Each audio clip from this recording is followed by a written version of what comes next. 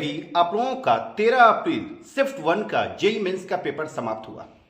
तो अभी तक जितने भी स्टूडेंट्स से हम बात किए हैं फिजिक्स, केमिस्ट्री, मैथ्स के पेपर के बारे में, क्वेश्चंस के बारे में, जो क्वेश्चंस मेरे को मिला है स्टूडेंट के थ्रू, तो उसके बेसिस पे हम यहाँ पे पेपर का एनालिसिस करने वाले हैं।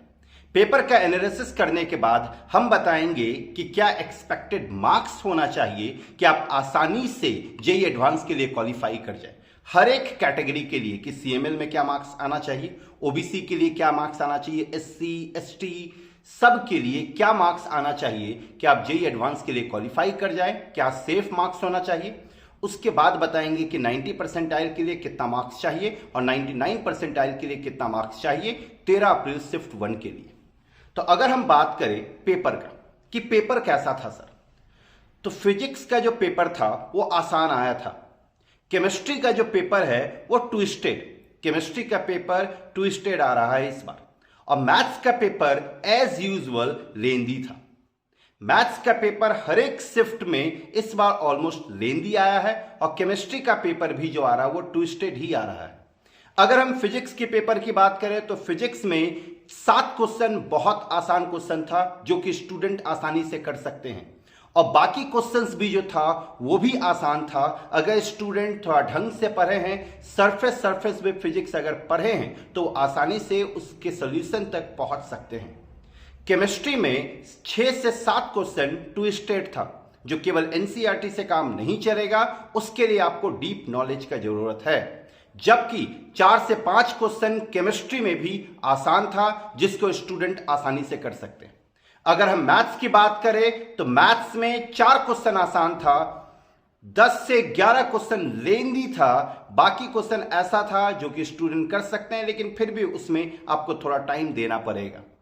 तो ये था पेपर एनालिसिस फिजिक्स, केमिस्ट्री और मैथ्स का, जिसमें फिजिक्स सबसे आसान था, फिर केमिस्ट्री और सबसे टफ जो था वो मैथ्स था बिकॉज ऑफ कैलकुलेशन।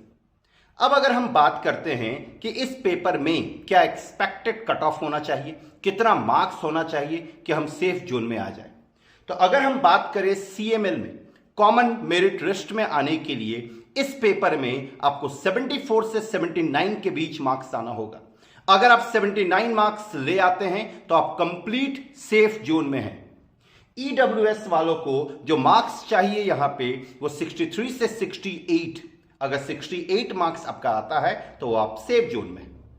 ओबीसी वालों को यहां पे मार्क्स चाहिए 67 से 71, एससी वालों को जो मार्क्स चाहिए वो 41 से 45, और एसटी वालों का जो मार्क्स होना चाहिए वो 25 से 30। अगर 25 से 30 मार्क्स आता है तो आसानी से वो सेफ जोन में चले जाएंगे। 90 परसेंटाइल के लिए मार्क्स आपका होना चाहिए 85 से 90, और 99 परसेंटाइल के लिए 175 से 180। अगर 175 से 180 लाते हैं तो मैक्सिमम चांस है कि आप 99 परसेंटाइल में इन कर जाएंगे। तो ये था यहाँ पे एक्सपेक्टेड कट ऑफ के बारे में कि क्या एक्सपेक्टेड कट ऑफ होना चाहिए। पेपर एनालिसिस पेपर कैसा था उसके बेसिस पे हम यहाँ पे सारा कुछ रिव्यू किए।